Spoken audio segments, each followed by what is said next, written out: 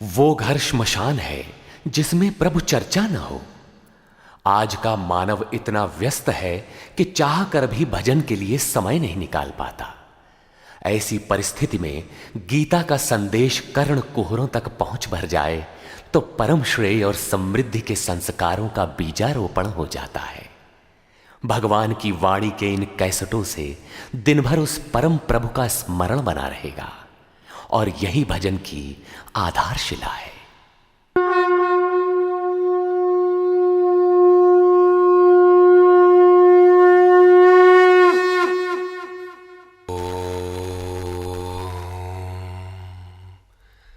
श्री परमात्मने नमः। यथार्थ गीता श्रीमद् भगवद गीता अथ नवमोऽध्याय। प्रस्तुत अध्याय में योगेश्वर श्री कृष्ण ने स्वयं चर्चा की कि योग युक्त पुरुष का ऐश्वर्य कैसा है, सब में व्याप्त रहने पर भी वो कैसे निर्लेप है, करते हुए भी वो कैसे अकर्ता है। उस पुरुष के स्वभाव एवं प्रभाव पर प्रकाश डाला। योग को आचरण में ढालने पर आने वाले देवतादिक विघ्नों से सतर्क किया और उस पुरुष के शरण होने पर बल दिया। श्री भगवान उवाच।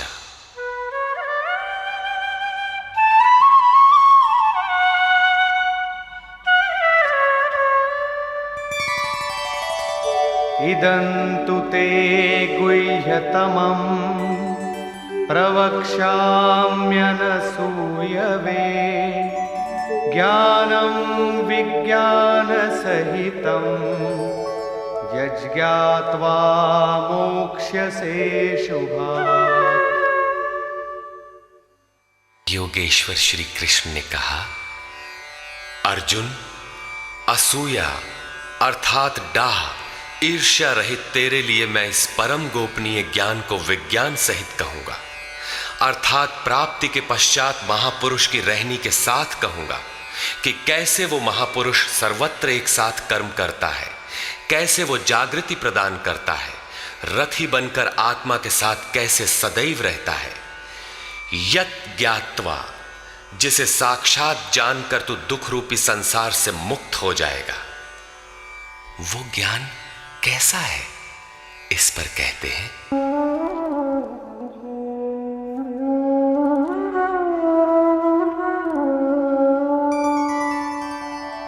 राजविद्या राजगुह्यं पवित्रमिदमुत्तमं प्रत्यक्षावगमं धर्म्यं सुसुखं कर्तुमव्ययम्। विज्ञान से संयुक्त ये ज्ञान सभी विद्याओं का राजा है। विद्या का अर्थ भाषा ज्ञान अथवा शिक्षा नहीं है। विद्या ही का ब्रह्म गति प्रदाया सा विद्या या विमुक्तये। विद्या उसे कहते हैं कि जिसके पास आए उसे उठाकर ब्रह्म पथ पर चलाते हुए मोक्ष प्रदान कर दे। यदि रास्ते में रिद्धियों सिद्धियों अथवा प्रकृति में कहीं उलझ गया तो सिद्ध है कि अविद्या सफल हो गई। वो विद्या नहीं है। ये राजविद्या ऐसी है जो निश्चित कल्याण करने वाली है। ये सभी गोपनीयों का राजा है। अविद्या और विद्या के अवगुंठन का अनावरण होने पर योग युक्तता के पश्चात ही इससे मिलन होता है। ये अति पवित्र, उत्तम और प्रत्यक्ष फल वाला है। इधर करो उधर लो, ऐसा प्रत्यक्ष फल वाला है। ये अंधविश्वास नहीं है कि इस जन्म में साधन करो, फल कभी दूसरे जन्मों में मिलेगा। ये परम धर्म परमात्मा से संयुक्त है। विज्ञान सहित ये ज्ञान करने में सरल और अविनाशी है।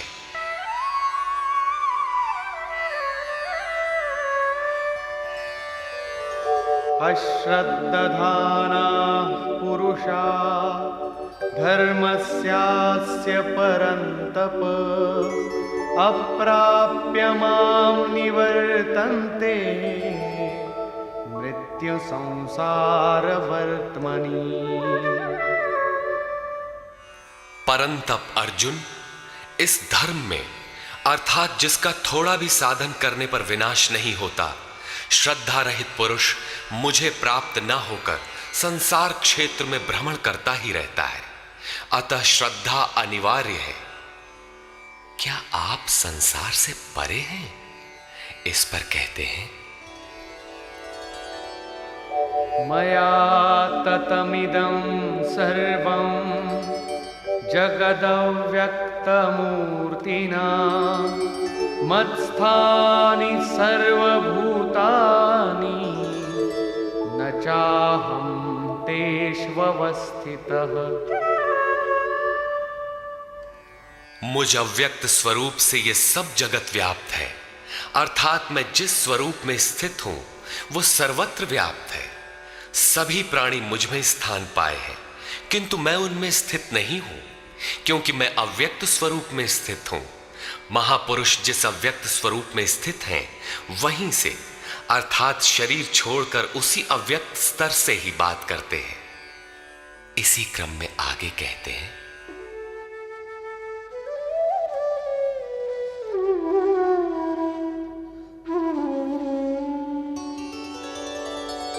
न च मत्स्थानि भूतानि पश्य मे योगमैश्वरम् भूतभृन्न च भूतस्थो ममात्मा भूतभावनः।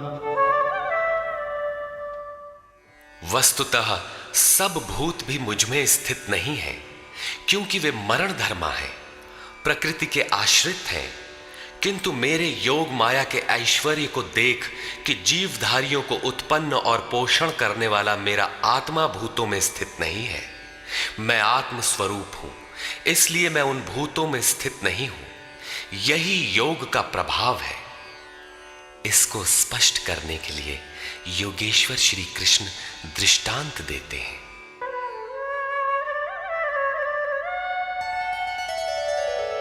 यथाकाशस्थितो नित्यं वायुः सर्वत्र गो महान् तथा सर्वाणि भूतानि मत्स्थानीत्युपधारय।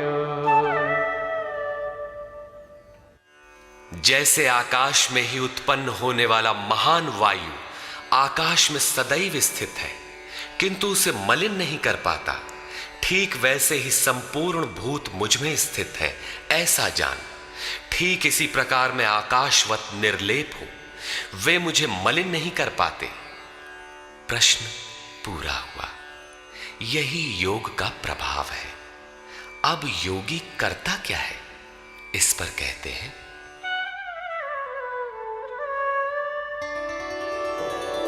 सर्वभूतानि कौन्तेय प्रकृतिं यान्ति मामिकाम् कल्पक्षये पुनस्तानि कल्पादौ विसृजाम्यहम्।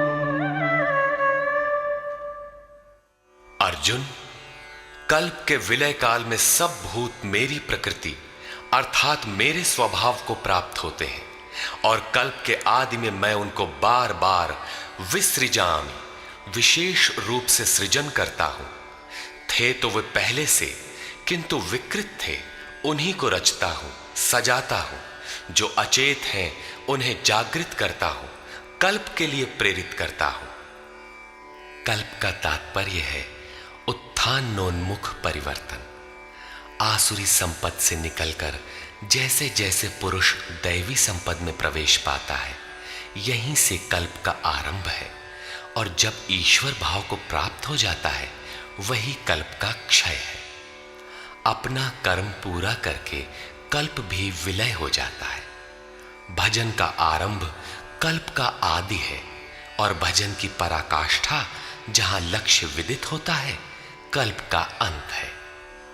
जब ये प्रत्यगात्मा योनियों के कारणभूत राग द्वेषादि से मुक्ति पाकर अपने शाश्वत स्वरूप में स्थिर हो जाए, इसी को श्री कृष्ण कहते हैं कि वो मेरी प्रकृति को प्राप्त होता है। जो महापुरुष प्रकृति का विलय करके स्वरूप में प्रवेश पा गया, उसकी प्रकृति कैसी?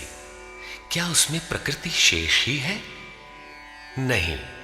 अध्याय 3 के 33वें श्लोक में योगेश्वर श्री कृष्ण कह चुके हैं कि सभी प्राणी अपनी प्रकृति को प्राप्त होते हैं। जैसा उनके ऊपर प्रकृति के गुणों का दबाव है वैसा करते हैं, और ज्ञानवानपि, प्रत्यक्ष दर्शन के साथ जानकारी वाला ज्ञानी भी अपनी प्रकृति के सदृश चेष्टा करता है। ये पीछे वालों के कल्याण के लिए करता है। पूर्ण ज्ञानी तत्व स्थित महापुरुष की रहनी ही उसकी प्रकृति है। वो अपने इसी स्वभाव में बरतता है। कल्प के क्षय में लोग महापुरुष की इसी रहनी को प्राप्त होते हैं। महापुरुष के इसी कृतित्व पर पुनः प्रकाश डालते हैं।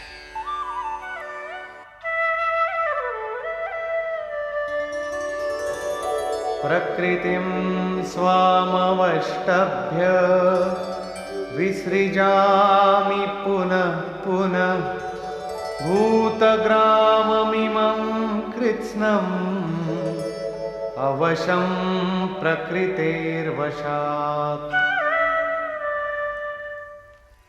अपनी प्रकृति अर्थात महापुरुष की रहनी स्वीकार करके प्रकृतेर्वशांत, अपने अपने स्वभाव में स्थित प्रकृति के गुणों से परवश हुए इन संपूर्ण भूत समुदाय को मैं बारंबार विसृजामि, विशेष सृजन, विशेष रूप से सजाता हूं। इन्हें अपने स्वरूप की ओर बढ़ने के लिए प्रेरित करता हूं। तब तो आप इस कर्म से बंधे हैं।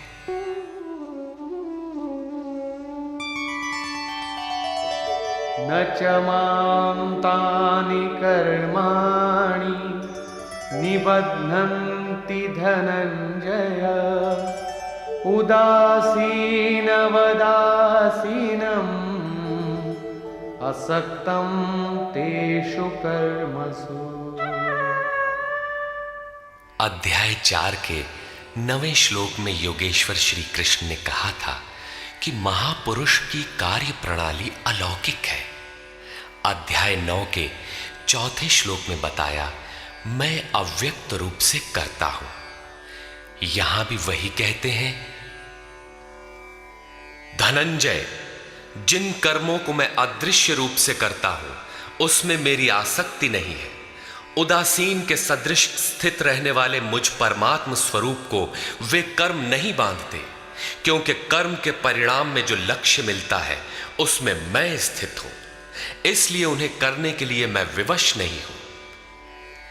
ये तो स्वभाव के साथ जुड़ी प्रकृति के कार्यों का प्रश्न था। महापुरुष की रहनी थी, उनकी रचना थी। अब मेरे अध्यास से जो माया रचती है वो क्या है? वो भी एक कल्प है। मयाध्यक्षेण प्रकृतिः सूयते सचराचरम् हेतुनानेन कौन्तेय जगत् विपरिवर्तते। अर्जुन, मेरी अध्यक्षता में अर्थात मेरी उपस्थिति में सर्वत्र व्याप्त मेरे अध्यास से ये माया अर्थात त्रिगुणमयी प्रकृति, अष्टधा मूल प्रकृति और चेतन दोनों चराचर सहित जगत को रचती है, जो क्षुद्र कल्प है। और इसी कारण से यह संसार आवागमन के चक्र में घूमता रहता है। प्रकृति का यह क्षुद्र कल्प जिसमें काल का परिवर्तन है, मेरे अध्यास से प्रकृति ही करती है, मैं नहीं करता। किंतु 7वें श्लोक का कल्प आराधना का संचार एवं पूर्ति पर्यंत मार्गदर्शन वाला कल्प महापुरुष स्वयं करते हैं। एक स्थान पर वे स्वयं करता है जहां वे विशेष रूप से सृजन करते हैं। यहां कर्ता प्रकृति है जो केवल मेरे आभास से ये क्षणिक परिवर्तन करती है, जिसमें शरीरों का परिवर्तन, काल परिवर्तन, युग परिवर्तन इत्यादि आते हैं। ऐसा व्याप्त प्रभाव होने पर भी मूढ़ लोग मुझे नहीं जानते। यथा अवजानन् मानुषीं तनुमाश्रितं परं भावमजानन्तो मम भूतमहेश्वरम्।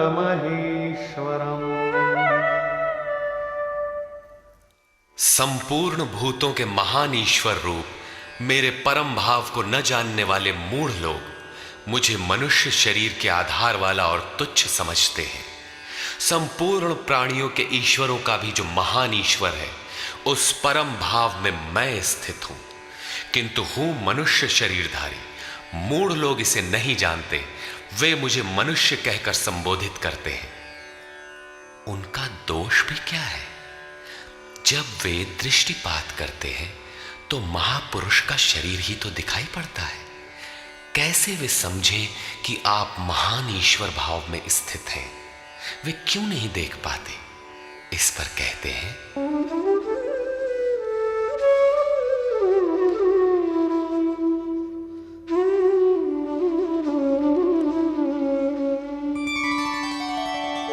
मोघाशामोघकर्माणो मोघज्ञानाविचेतसः राक्षसीमासुरीं चैव प्रकृतिं मोहिनीं श्रिताः। वे वृथा आशा अर्थात जो कभी पूर्ण न हो ऐसी आशा, वृथा कर्म अर्थात बंधनकारी कर्म, वृथा ज्ञान अर्थात जो वस्तुतः अज्ञान है, विचेतसः विशेष रूप से अचेत हुए राक्षसों और असुरों के से मोहित होने वाले स्वभाव को धारण किए होते हैं, अर्थात आसुरी स्वभाव वाले होते हैं, इसलिए मनुष्य समझते हैं। असुर और राक्षस मन का एक स्वभाव है, न कि कोई जाति या योनि। आसुरी स्वभाव वाले मुझे नहीं जान पाते, किंतु महात्मा जन मुझे जानते और भजते हैं। महात्मानस्तु मां पार्थ दैवीं प्रकृतिमाश्रिताः भजन्त्यनन्यमनसो ज्ञात्वा भूतादिमौ व्ययम्। हे पार्थ, परंतु दैवी प्रकृति अर्थात दैवी संपत्ति के आश्रित हुए महात्मा जन मुझे सब भूतों का आदिकरण अव्यक्त और अक्षर जानकर अनन्य मन से अर्थात मन के अंतराल में किसी अन्य को स्थान न देकर केवल मुझ में श्रद्धा रखकर निरंतर मुझे भजते हैं। किस प्रकार भजते हैं? इस पर कहते हैं,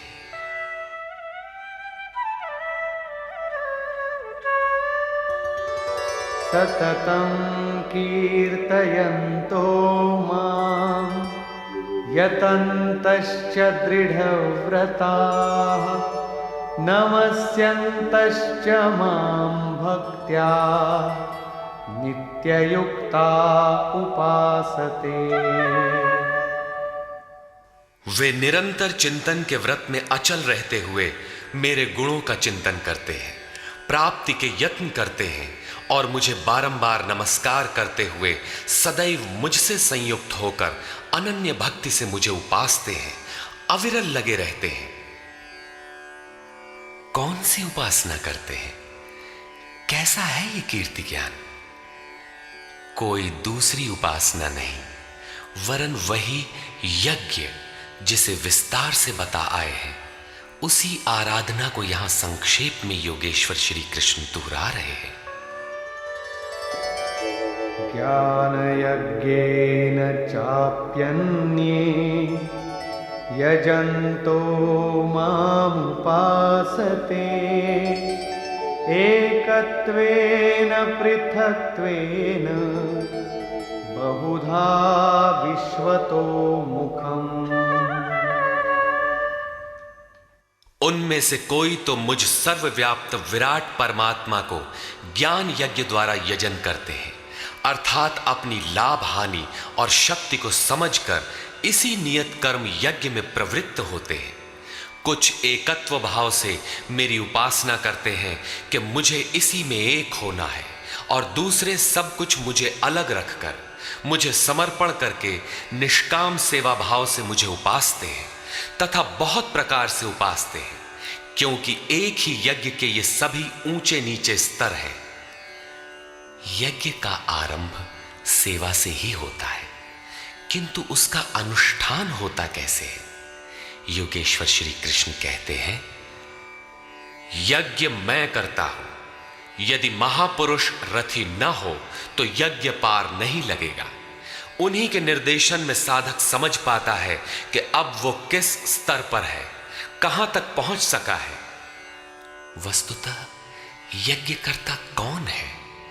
इस पर योगेश्वर श्री कृष्ण कहते हैं,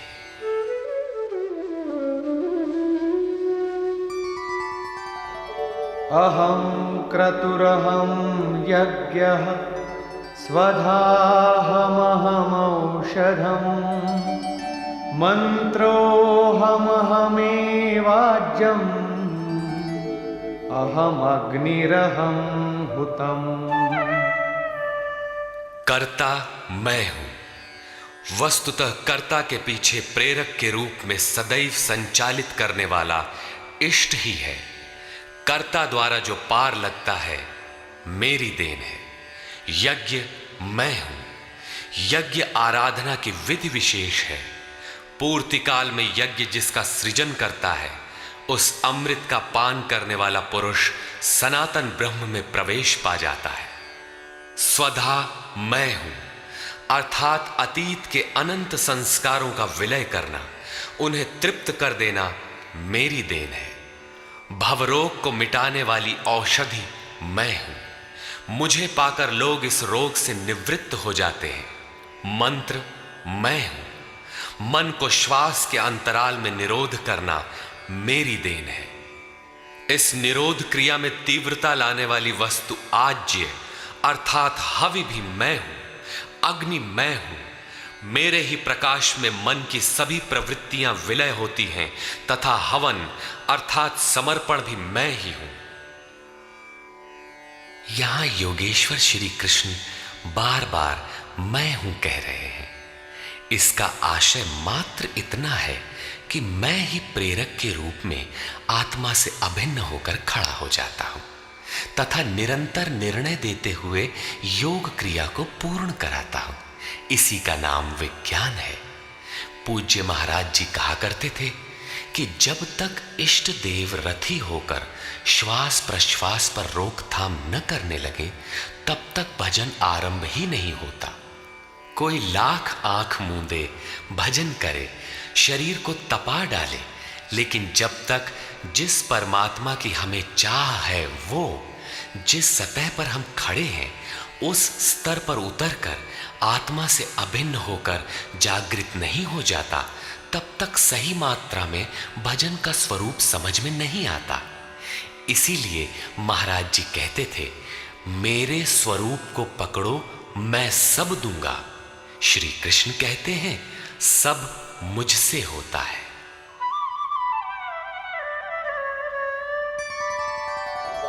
पिताहमस्य जगतो माता धाता पितामहः वेद्यं पवित्रमोंकार ऋक्सामयजुरेव च। अर्जुन, मैं ही संपूर्ण जगत का धाता अर्थात धारण करने वाला, पिता अर्थात पालन करने वाला, माता अर्थात उत्पन्न करने वाला, पितामह अर्थात मूल उद्गम हूं, जिसमें सभी प्रवेश पाते हैं, और जानने योग्य पवित्र ओंकार अर्थात जो अहम आकारः इति ओंकारः, वो परमात्मा मेरे स्वरूप में है। सोहम, तत्वमसि इत्यादि एक दूसरे के पर्याय हैं। ऐसा जानने योग्य स्वरूप मैं ही हूं। ऋक् अर्थात संपूर्ण प्रार्थना, साम अर्थात समत्व दिलाने वाली प्रक्रिया, यजुः अर्थात यजन की विधि विशेष भी मैं ही हूं। योग अनुष्ठान के उक्त तीनों आवश्यक अंग मुझसे होते हैं। गतिर्भर्ता प्रभुः साक्षी निवास शरणं सुहृत् प्रभवः प्रलयस्थानं निधानं बीजमव्ययम्। हे अर्जुन, गति है अर्थात प्राप्त होने योग्य परम गति, भर्ता भरण पोषण करने वाला, सबका स्वामी, साक्षी अर्थात दृष्टा रूप में स्थित सबको जानने वाला, सबका वास स्थान शरण लेने योग्य, अकारण प्रेमी मित्र, उत्पत्ति और प्रलय अर्थात शुभाशुभ संस्कारों का विलय तथा अविनाशी कारण मैं ही हूं, अर्थात अंत में जिनमें प्रवेश मिलता है वे सारी विभूतियां मैं ही हूं। तपाम्यहमहं वर्षं निगृह्णाम्युत्सृजामि च अमृतं चैव मृत्युश्च सदसच्चाहमर्जुन। मैं सूर्य रूप से तपता हूं, वर्षा को आकर्षित करता हूं, मृत्यु से परे अमृतत्व तथा मृत्यु, सत और असत सब कुछ मैं ही हूं, अर्थात जो परम प्रकाश प्रदान करता है वो सूर्य मैं ही हूं। कभी कभी भजने वाले मुझे असत भी मान बैठते हैं, वे मृत्यु को प्राप्त होते हैं। इस प्रकार कहते हैं, त्रैविद्या मां सोमपाः पूतपापा यज्ञैरिष्ट्वा स्वर्गतिं प्रार्थयन्ते ते पुण्यमासाद्य सुरेन्द्रलोकम् अश्नन्ति दिव्यान् दिवि देवभोगान्। आराधना विद्या के तीनों अंग ऋक्, साम और यजु अर्थात प्रार्थना, समत्व की प्रक्रिया और यजन का आचरण करने वाले, सोम अर्थात चंद्रमा के क्षीण प्रकाश को पाने वाले, पाप से मुक्त होकर पवित्र हुए पुरुष उसी यज्ञ की निर्धारित प्रक्रिया द्वारा मुझे इष्ट रूप में पूजकर स्वर्ग के लिए प्रार्थना करते हैं। यही असत की कामना है जिससे वे मृत्यु को प्राप्त होते हैं, उनका पुनर्जन्म होता है, जैसा पिछले श्लोक में योगेश्वर ने बताया। वे पूजते मुझे ही हैं, उसी निर्धारित विधि से पूजते हैं, किंतु बदले में स्वर्ग की याचना करते हैं।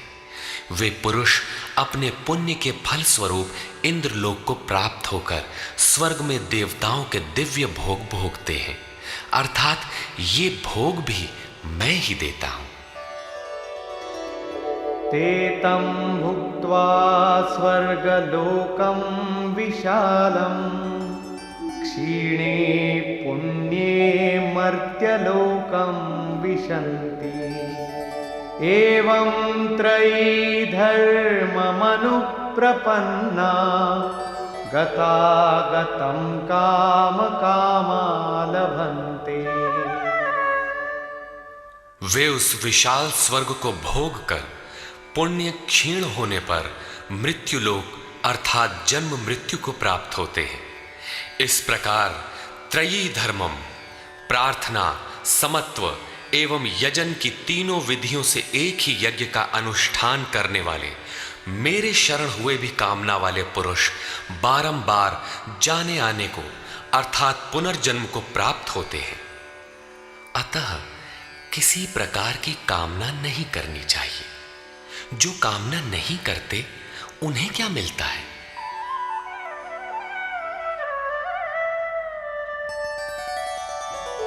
अनन्याश्चिन्तयन्तो मां ये जनाः पर्युपासते तेषां नित्याभियुक्तानां योगक्षेमं वहाम्यहम्। अनन्य भाव से मुझ में स्थित भक्तजन मुझ परमात्म स्वरूप का निरंतर चिंतन करते हैं। पर्युपासते, लेश मात्र भी त्रुटि न रखकर मुझे उपासते हैं। उन नित्य एक ही भाव से संयुक्त हुए पुरुषों का योगक्षेम मैं स्वयं वहन करता हूं, अर्थात उनके योग की सुरक्षा की सारी जिम्मेदारी मैं अपने हाथ में लेता हूं। इतना होने पर भी लोग अन्य देवताओं को भजते हैं।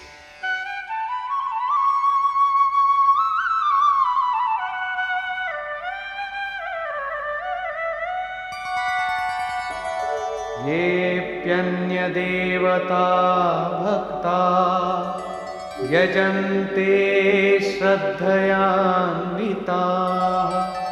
तेऽपि मामेव कौन्तेय यजन्त्यविधिपूर्वकम्। कौन्तेय, श्रद्धा से युक्त हुए जो भक्त दूसरे दूसरे देवताओं को पूजते हैं वे भी मुझे ही पूजते हैं, किंतु उनका वो पूजना अविधि पूर्वक है, मेरी प्राप्ति की विधि से रहित है। यहां योगेश्वर श्री कृष्ण ने दूसरी बार देवताओं के प्रकरण को लिया है। सर्वप्रथम अध्याय 7 के 20वें से 23वें श्लोक तक उन्होंने कहा, अर्जुन, कामनाओं द्वारा जिनके ज्ञान का अपहरण कर लिया गया है, ऐसे मूढ़ बुद्धि पुरुष अन्य देवताओं की पूजा करते हैं, और जहां पूजा करते हैं वहां देवता नाम की सक्षम सत्ता तो है नहीं, परंतु पीपल, पत्थर, भूत, भवानी अथवा अन्यत्र जहां उनकी श्रद्धा झुक जाती है वहां कोई देवता नहीं है। मैं ही सर्वत्र हूं। उस स्थान पर मैं ही खड़ा होकर उनकी देव श्रद्धा को उन स्थानों पर स्थिर करता हूं। मैं ही फल का विधान करता हूं, फल देता हूं। फल निश्चित मिलता है, किंतु उनका फल नाशवान है। आज है तो कल भोगने में आ जाएगा, नष्ट हो जाएगा, जबकि मेरा भक्त नष्ट नहीं होता। अतः वे मूढ़ बुद्धि जिनके ज्ञान का अपहरण हो गया है वही अन्य देवता की पूजा करते हैं। प्रस्तुत अध्याय 9 के 23 से 25वें श्लोक तक योगेश्वर श्री कृष्ण पुनः दोहराते हैं, अर्जुन, जो श्रद्धा से अन्य अन्य देवताओं को पूजते हैं वे मुझे ही पूजते हैं, किंतु अविधि पूर्वक है। अब प्रश्न उठता है कि जब वे भी प्रकारांतर से आपको ही पूजते हैं और फल भी मिलता ही है तो दोष क्या है?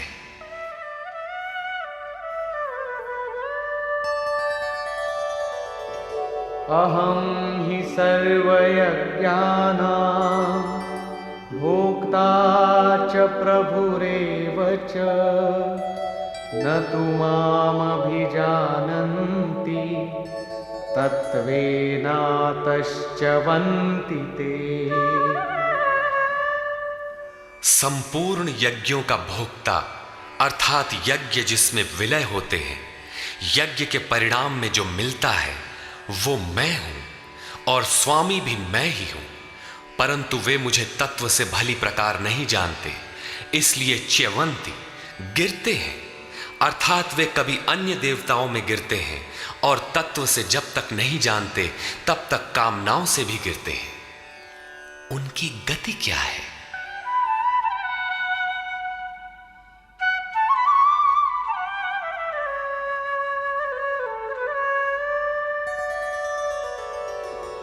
यान्ति देवव्रता देवान् पितॄन् यान्ति पितृव्रताः भूतानि यान्ति भूतेजा यान्ति मद्याजिनोऽपि माम्। अर्जुन, देवताओं को पूजने वाले देवताओं को प्राप्त होते हैं। देवता हैं तो परिवर्तित सत्ता, वे अपने सदकर्मानुसार जीवन व्यतीत करते हैं। पितरों को पूजने वाले पितरों को प्राप्त होते हैं, अर्थात अतीत में उलझे रहते हैं। भूतों को पूजने वाले भूत होते हैं, शरीर धारण करते हैं, और मेरा भक्त मुझे प्राप्त होता है। वे मेरे साक्षात स्वरूप होते हैं, उनका पतन नहीं होता। इतना ही नहीं, मेरी पूजा का विधान भी सरल है। पत्रं पुष्पं फलं तोयं यो मे भक्त्या प्रयच्छति तदहं भक्त्युपहृतम् अश्नामि प्रयतात्मनः। भक्ति का आरंभ यहीं से है कि पत्र, पुष्प, फल, जल इत्यादि जो कोई मुझे भक्ति पूर्वक अर्पित करता है, मन से प्रयत्न करने वाले उस भक्त का वो सब मैं खाता हूं, अर्थात स्वीकार करता हूं। इसलिए यत्करोषि यदश्नासि यज्जुहोषि ददासि यत्तपस्यसि कौन्तेय तत्कुरुष्व मदर्पणम्। अर्जुन, तू जो कर्म अर्थात यथार्थ कर्म करता है, जो खाता है, जो हवन करता है, समर्पण करता है, दान देता है, मन सहित इंद्रियों को जो मेरे अनुरूप तपाता है, वो सब मुझे अर्पण कर, अर्थात मेरे प्रति समर्पित होकर ये सब कर। समर्पण करने से योग के क्षेत्र की जिम्मेदारी मैं ले लूंगा।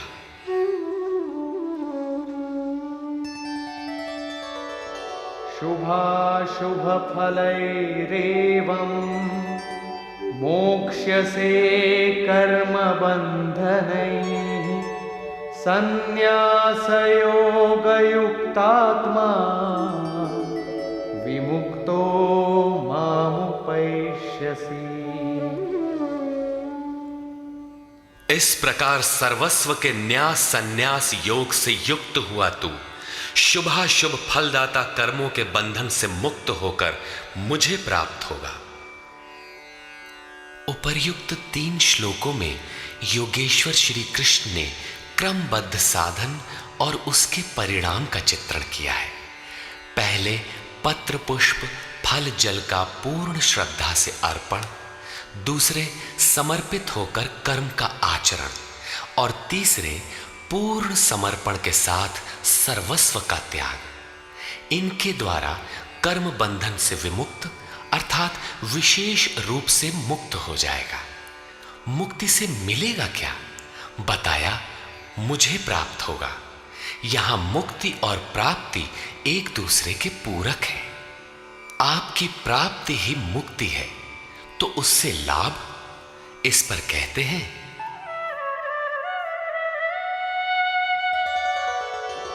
समोहं सर्वभूतेषु न मे द्वेषोऽस्ति न प्रियः ये भजन्ति तु मां भक्त्या मयि ते तेषु चाप्यहम्। सृष्टि में न मेरा कोई प्रिय है और न अप्रिय है, किंतु जो अनन्य भक्त है वो मुझ में है और मैं उसमें हूं।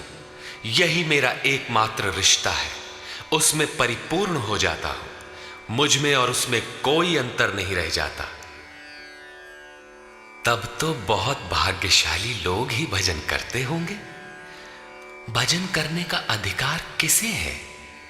इस पर योगेश्वर श्री कृष्ण कहते हैं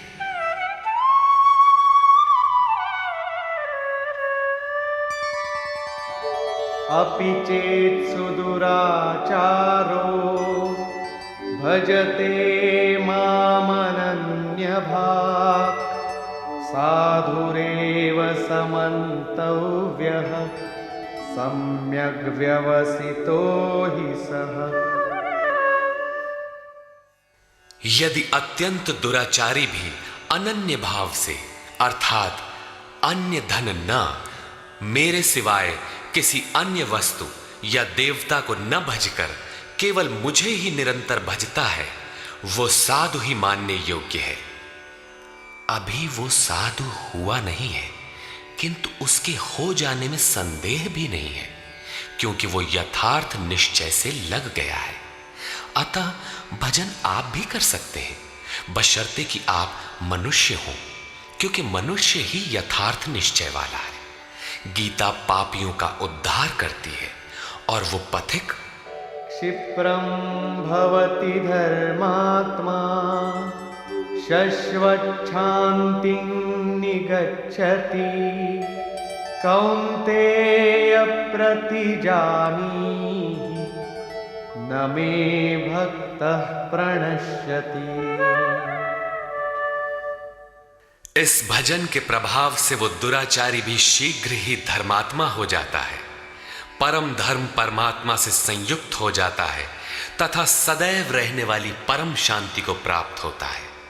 कौन्तेय, तो निश्चय पूर्वक सत्य जान कि मेरा भक्त कभी नष्ट नहीं होता। यदि एक जन्म में पार नहीं लगा तो अगले जन्मों में भी वही साधन करके शीघ्र ही परम शांति को प्राप्त होता है। अतः सदाचारी दुराचारी सभी को भजन करने का अधिकार है। इतना ही नहीं अपितु मां हि पार्थ व्यपाश्रित्य येऽपि स्युः पापयोनयः स्त्रियो वैश्यास्तथा शूद्राः तेऽपि यान्ति परां गतिम्। पार्थ, स्त्री वैश्य शूद्रादि तथा जो कोई पाप योनि वाले भी हों, वे सभी मेरे आश्रित होकर परम गति को प्राप्त होते हैं। अतः ये गीता मनुष्य मात्र के लिए है, चाहे वो कुछ भी करता हो, कहीं भी पैदा हुआ हो, सबके लिए ये एक समान कल्याण का उपदेश करती है। गीता सार्वभौम है। पाप योनि अध्याय 16 के 7वें से 21वें श्लोक तक आसुरी वृत्ति के लक्षणों के अंतर्गत भगवान ने बताया कि जो शास्त्र विधि का त्याग कर नाम मात्र के यज्ञों द्वारा दंभ से यजन करते हैं, वे नरों में अधम है। यज्ञ है नहीं किंतु नाम दे रखा है और दंभ से यजन करता है, वो क्रूर कर्मी और पापाचारी अर्थात पाप योनि है। वैश्य शूद्र भगवत पथ की सीढ़ियां हैं। स्त्रियों के प्रति कभी सम्मान कभी हीनता की भावना रही है, किंतु योग प्रक्रिया में स्त्री और पुरुष दोनों का समान ही प्रवेश है।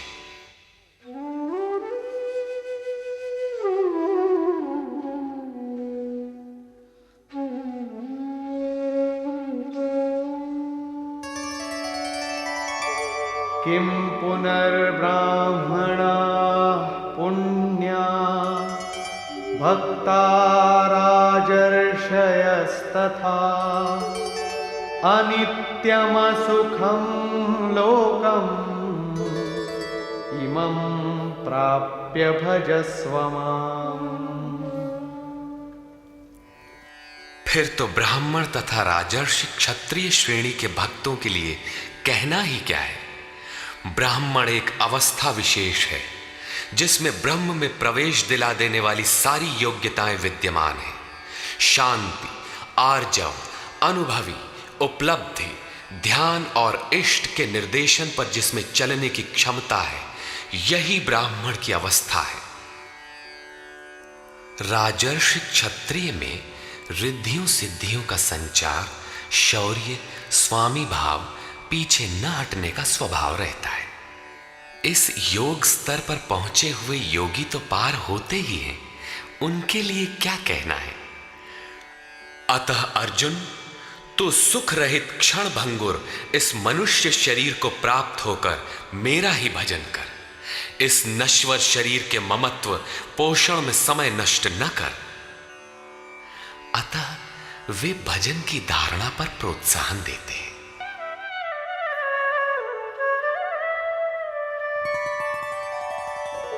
मन्मना भव मद्भक्तो मद्याजी मां नमस्कुरु मामे वैश्यसि युक्त्वैवम्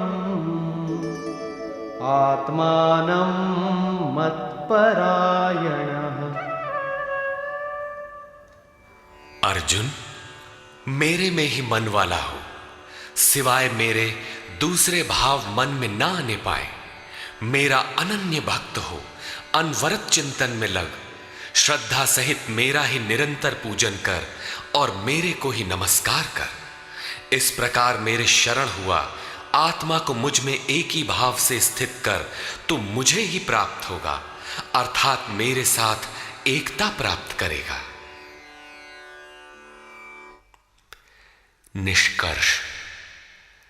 इस अध्याय के आरंभ में श्री कृष्ण ने कहा, अर्जुन, तुझ दोष रहित भक्त के लिए मैं इस ज्ञान को विज्ञान सहित कहूंगा, जिसे जानकर कुछ भी जानना शेष नहीं रहेगा। इसे जानकर तू संसार बंधन से छूट जाएगा। यह ज्ञान संपूर्ण विद्याओं का राजा है। विद्या वो है जो परम ब्रह्म में प्रवेश दिलाए। यह ज्ञान उसका भी राजा है, अर्थात निश्चित कल्याण करने वाला है। यह संपूर्ण गोपनीयों का भी राजा है। गोपनीय वस्तु को भी प्रत्यक्ष करने वाला है। यह प्रत्यक्ष फल वाला, साधन करने में सुगम और अविनाशी है। थोड़ा भी इसका साधन आपसे पार लग जाए तो इसका कभी नाश नहीं होता, वरन इसके प्रभाव से वो परम श्रेय तक पहुंच जाता है। किंतु इसमें एक शर्त है, श्रद्धा विहीन पुरुष परम गति को प्राप्त न होकर संसार चक्र में भटकता है। दुनिया में सब प्राणी मेरे ही हैं। किसी भी प्राणी से न मुझे प्रेम है न द्वेष। मैं तटस्थ हूं, किंतु जो मेरा अनन्य भक्त है, मैं उसमें हूं, वो मुझ में है। अत्यंत दुराचारी, जघन्यतम पापी ही कोई क्यों ना हो, फिर भी अनन्य श्रद्धा भक्ति से मुझे भजता है तो वो साधु मानने योग्य है। उसका निश्चय स्थिर है तो वो शीघ्र ही परम से संयुक्त हो जाता है और सदा रहने वाली परम शांति को प्राप्त होता है। यहां श्री कृष्ण ने स्पष्ट किया कि धार्मिक कौन है। सृष्टि में जन्म लेने वाला कोई भी प्राणी यदि अनन्य भाव से एक परमात्मा को भजता है, उनका चिंतन करता है, तो वो शीघ्र ही धार्मिक हो जाता है। अतः धार्मिक वो है जो एक परमात्मा का सुमिरन करता है। अंत में आश्वासन देते हैं कि अर्जुन, मेरा भक्त कभी नष्ट नहीं होता। कोई शूद्र हो, नीच हो, आदिवासी हो या अनादिवासी या कुछ भी नामधारी हो, पुरुष अथवा स्त्री हो अथवा पाप योनि, तिर्यक योनि वाला भी जो हो, मेरी शरण होकर परम श्रेय को प्राप्त होता है। इसलिए अर्जुन, सुख रहित क्षण भंगुर किंतु दुर्लभ मनुष्य शरीर को पाकर मेरा भजन कर। प्रस्तुत अध्याय में उस विद्या पर प्रकाश डाला गया जिसे श्री कृष्ण स्वयं जागृत करते हैं। ये राज विद्या है जो एक बार जागृत होने पर निश्चित कल्याण करती है। अतः ओम तत्सदिति श्रीमद्भगवद गीता सूपनिषत्सु ब्रह्म विद्यायाम योग शास्त्रे श्री कृष्णार्जुन संवादे राज विद्या जागृति नाम नवमोऽध्यायः। इस प्रकार स्वामी अड़गड़ानंद कृत श्रीमद्भगवद गीता के भाष्य यथार्थ गीता का 9वां अध्याय पूर्ण होता है। हरि ओम तत्सत।